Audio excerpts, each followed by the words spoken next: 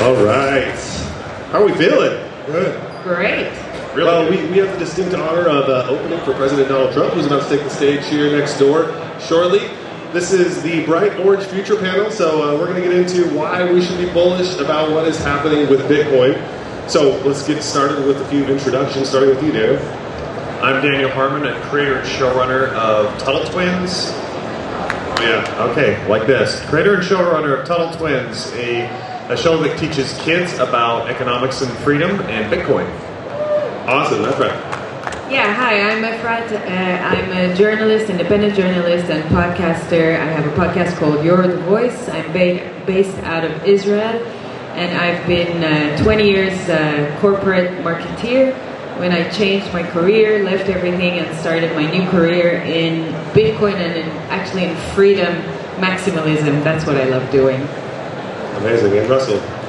My name is Russell Okung. I played in the National Football League for 11 years, 6 years with Seattle, 1 year in Denver, 3 years with the Los Angeles Chargers, and Carolina Panthers. I did something special and became the first athlete paid in Bitcoin. All right, well, I'm excited for this conversation. My name is Mekhail. I work for Bitcoin Magazine. Hope you're all having a great time at the conference. And just released a new book. It's called I'm Not Your Bruh. It's about parenting for Bitcoiners. And in it, there is a chapter that is specifically about Bitcoin called The Bright Orange Future.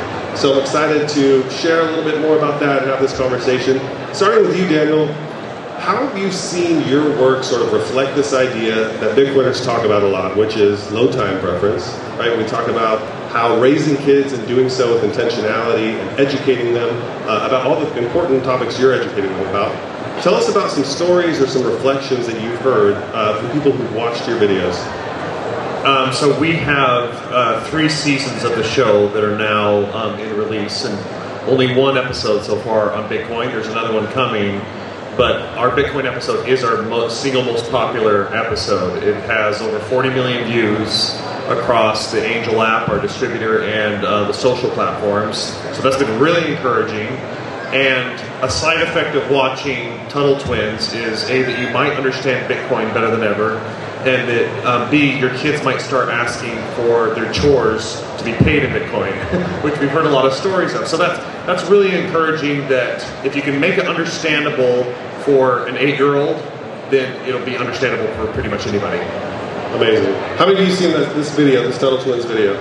It's pretty incredible. If you haven't seen it, definitely check it out. I think you said 40-something million views? Yep. Ridiculous. Yep. Amazing. Cool. Efrat, we're going to jump over to you. A lot of the work that you're involved in can be, pretty heavy and at times maybe a little bit depressing. But I want to hear from you, because we're keeping this bullish, right?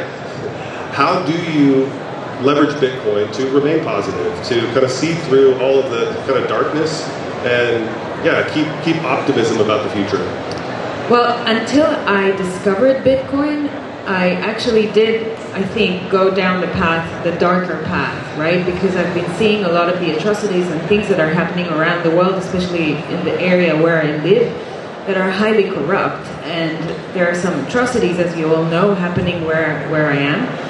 And so I was reporting on these things, and then slowly I started discovering what is money, because I knew that just the same way that the state was violating my rights during COVID, they are going to violate next my property rights or my rights about my money. And so I started learning about money, and from then I discovered Bitcoin. And once I discovered it, I actually started taking air in again. It was a breath of fresh air. I understood that there is a way that we can actually build life in a totally different way that does not rely so much on a big brother that will dictate what I can do or cannot do, or my son can or cannot do, and I can actually build a different type of future for my son and the future generations. And so what I always do in my work, whether I write or I interview people for my podcast, is I talk about the heavy stuff, as you say, because it's important to be aware of what's happening, but I always make sure that we show people the alternative or the way out. And I show them Bitcoin, I talk to them about money, I advocate for financial literacy so that they start understanding what is fiat, what is that oxygen that they breathe without even thinking about.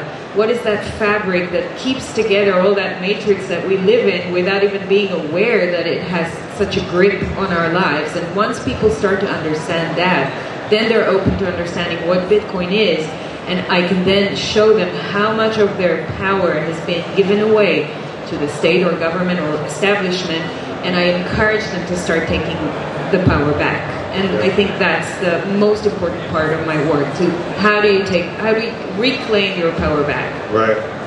That's amazing and so important. I mean, there's just so much doom and gloom going around, and you can't stay in that zone. Yes, things are hard, and the world is, can get dark at times, but how do we continue to remain positive, I think, is a major theme. And I was having a conversation backstage with the production team, and I was actually really proud of the Bitcoin community and the culture based on that, because she was telling me, she's like, Bitcoiners are great. Everybody's so kind and helpful. And, I hear that a lot. And so, Russ, I want to go over to you, because you've seen a lot of different types of environments in your time in the NFL, and you're obviously here, and you've been to different Bitcoin conferences. How would you compare sort of the Bitcoin community and to other groups that you've been around? I'd love to elaborate on that. So one of the best things about playing in the National Football League is that we have something called training camp. And training camp typically precludes the regular season. And what I've always loved is that during training camp, you can always bring your children. Your children get the opportunity to come on the field, run with you, and really see where daddy works. They get a chance to really understand your environment, where you spend your days.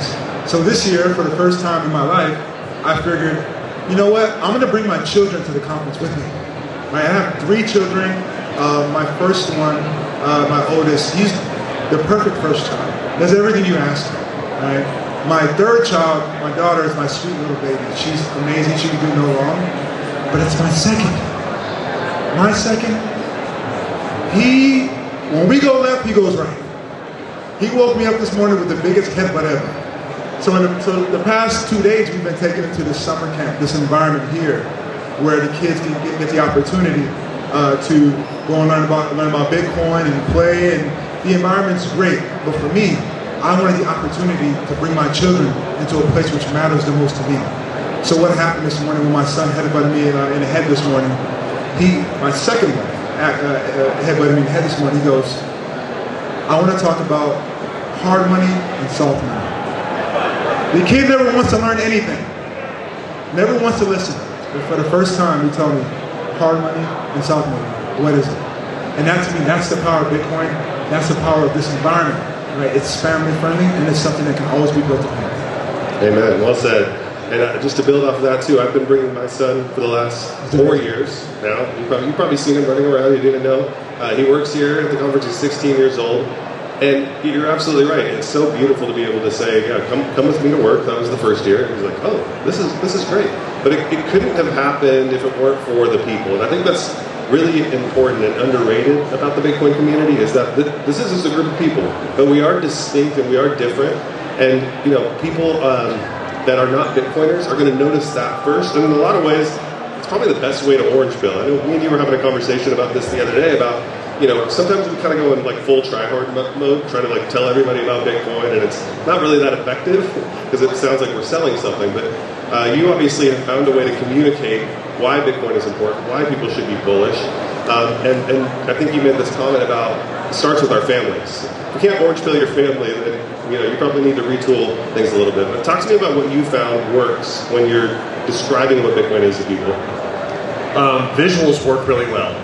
I have a cartoon, right? And so we were able to spell out what a blockchain is with really neat visuals. And then you distill it down to the most simple concept of one computer verifying what another computer is saying and making sure that other computers aren't lying. And then kids start to get it. And then you show a visual of a character like a raccoon that we have, and we do a copy and paste of him. But then we show with Bitcoin, that's not possible, right? So things like that really sink in for kids to where they start understanding, oh yeah, why should money just be able to be replicated or created out of thin air that way? Like, they logically get this stuff, right? That doesn't seem fair. And so I think kids naturally gravitate towards the real simplicity of something like Bitcoin when you explain it to them. With my own kids, I started a spreadsheet years ago where I gave them the opportunity, I kind of sold them on Bitcoin over the dinner table, and I gave them the opportunity to put a little bit of their savings or a little bit of their spending money in Bitcoin. And they kind of sprung on that. They each maybe put in like $10 or $15. One of them put in like 20. And I carefully documented it, how many sats they were buying, how much money they spent, and it sat for a long time. And then all of a sudden, one of my kids noticed he was up 20x, and he's like, I think I want to buy a PlayStation. I was like, okay, we'll cash it out, and we'll get you a PlayStation with that. The other ones have let it sit, and that's where it is. We got them in early enough, and with a small enough amount that they're starting to feel the results in their own life. That's amazing. And it strikes me too that, a lot of times, especially if you're talking to older people, one of their struggles with Bitcoin is like it's not tangible. You hear that a lot. I can't hold a Bitcoin. So you found a way with the younger generation to kind of make it a little bit more tangible by having something that represents it. So I think that's beautiful and brilliant. Well done. Efrat, let's go over to you. So we're here at Bitcoin 2024. It's obviously a very politically charged situation that we got going on. What's your take on that? Now that we're talking to politicians more, we were talking a little bit backstage about kind of this being a turning point. Can you share a little bit more? Sure. So I think we're at an historical point in time. I think what we're seeing right now in front of our eyes is no less than the beginning of the domino effect worldwide. So, and not necessarily because it's Trump on stage, with all my respect to Trump, or RFK, which I actually like, because the paradigm shift of power is starting to change. You know how Bitcoin gives us the power as plebs, right? As the people. Once we are the ones that are holding the power to our destiny and to our wealth, they start to understand that we are people that have power. I was just telling Daniel behind the scenes as well, the fact that the US has a Second Amendment, for example, it's a deterring factor. It makes politicians think twice before they do things to the people or violate the Constitution. It's the same way with Bitcoin. It's a deterring factor. You are in control over your wealth. They know that they can't confiscate it, okay, just like with gold, for example, so they'll think twice of how they behave with you. They may not understand it yet, but they're starting to. And so I think that what we're seeing here this week is no less than historical. And the mere fact, even if they don't deliver on their promises, the fact that they are coming out there in prime time and saying, I'm going to help you take self-custody over your Bitcoin, and you have millions of people, not just in the US, but around the world, hearing that phrase, self-custody, and they don't even know what it is. They go, what's self-custody? That's a great thing to learn, right? And that also relates to my work, because when I teach people about Bitcoin or teach them about self-sovereignty, my punch in the end is take self-custody over your wealth.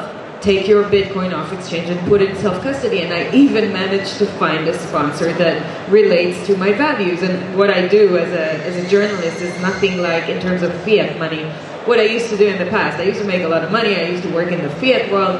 Now I'm a journalist. I'm a podcaster. But I managed to find a sponsor, Trezor, that gives self-custody to people through hardware wallets over their wealth. And so I can not just talk about it and show them example because of who I am and what I do, but also give them practical tools of how they can do it themselves. And so I think I complete like a full cycle there. And I think that what's happening this week in the US is going to be a beacon and the start of the domino effect of what's going to then follow in many other countries around the world.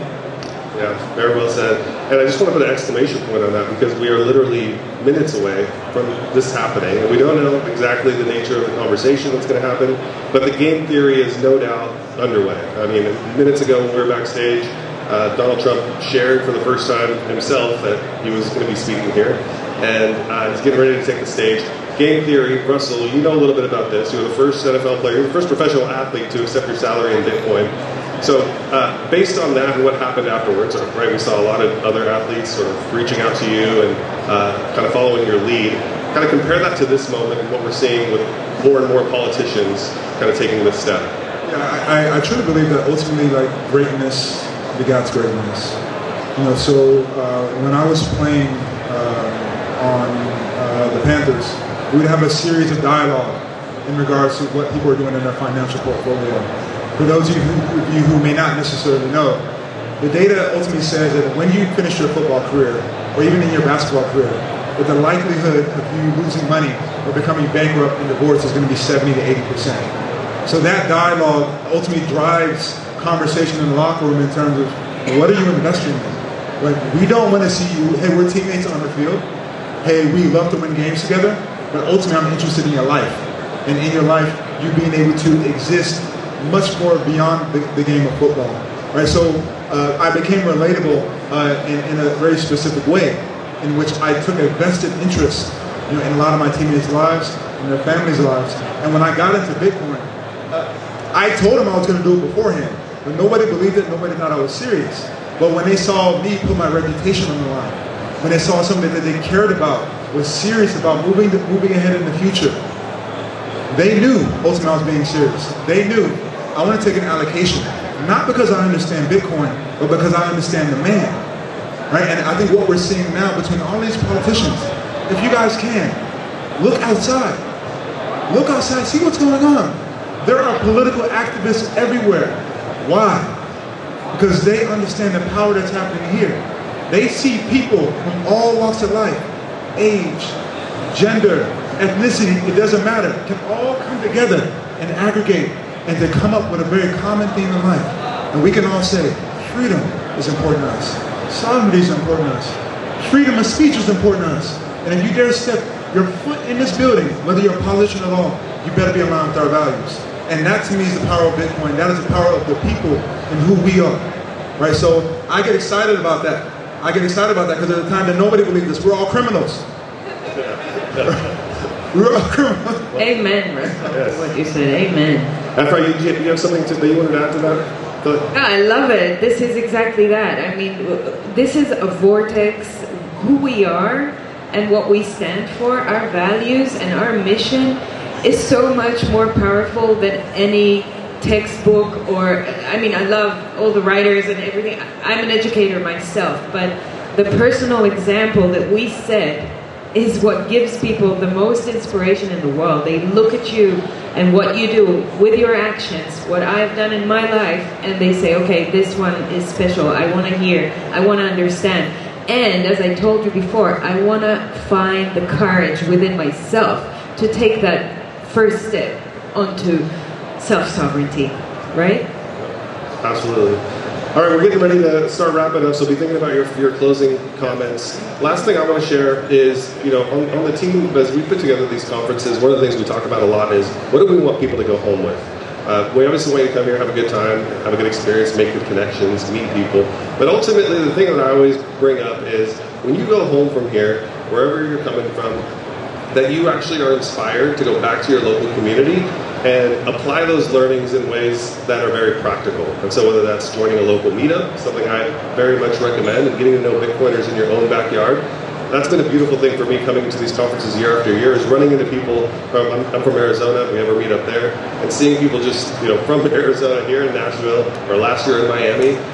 It's really important because we can't carry this energy throughout the year across the world if we're not applying it to our own home. So hopefully that is something that you are going to be able to do because there's a lot of bullishness to go around. So Daniel, final thoughts. I think I'm playing the long game with this Tuttle Twin show. This isn't about the election cycle. It's not about any of that. It's about the hearts and minds of the kids. So this TV series is based on a book series that has over 5 million copies sold. And it's really a movement that's happening. And it is inspiring to see people kind of catch on to the ideas of freedom, of liberty, of free market economics, Bitcoin. But what would even be greater is if we actually inspired other Tuttle Twins, if you will, other businesses, other things that are impacting culture and teaching kids what they need to know, because they're not going to get it in public schools and they're not going to get it in culture if we don't put it out there. Absolutely. And for final thoughts. Yeah, I really want that my platform, what I do and what you guys do, what everyone here is doing and going to do, where you live and where you are, will inspire people to think more about how they live their lives, how they take responsibility, personal responsibility for their lives, and how they bring love back into their lives. And I think one thing we need to be wary of and careful of is that a lot of the politics that is now surrounding this space is there to divide us again, right? It's this versus that. It's this party, it's that party, it's this guy, it's that guy. I want to remind you that first of all, it's about us, the individuals, the people, and the power goes back to us. They are being sucked into our energy, not the other way around. And so if we can find unity once again as first being wholesome, loving individuals, and then find the unity within us in this beautiful community, and then in our community around us, we can also be the cause and the effect of lowering the amount of violence and aggression and wars that we see all around us. So it starts with us. It's that simple. Wow, beautifully said. Well said. All right, Russell, take us home. Yeah, I thought about this a lot. Yesterday I was on a panel and I was asked a very similar question. And I was telling the panelists that what I like to do prior to every conference is to just browse the Bitcoin white paper. I like to remember that time when I was first introduced to Bitcoin. I like to revisit that space I was in. And Bitcoin is very technical, but I think that I try to really wrap my mind around conceptually what it is, and I continue to ask myself this question: what ultimately did Satoshi Nakamoto reveal to us? He revealed that deployment of technology is not limited to artificial intelligence and robotics, all the things that we think of technology. But the innovation, it's us, it's humans. We have always been the most beautiful form of technology, the original operating system, if you will. What Satoshi revealed is that it's our ingenuity, it's our creativity, it's our ability to respond to any situation which truly makes us great. There was one man who decided to write code which should ultimately have us be here right now. And what I want is for all of you to know that same thing about yourself, is that you have the ability to respond. You can look at the central banks, you look at intermediaries and ultimately what's going on, you can look at the devaluation of money, but you are not powerless. You have true ability. It's in you. So I think let's take that reminder. Let's not get too caught up in the technical components of Bitcoin and how it works. The holder is just as important as Bitcoin. So I want to leave that with all of you guys. Amen. Well said. Well, thank you all for joining this panel, and we hope you enjoyed the rest of the time at the conference. Let's give the panel one more round of applause. Thank you. All right.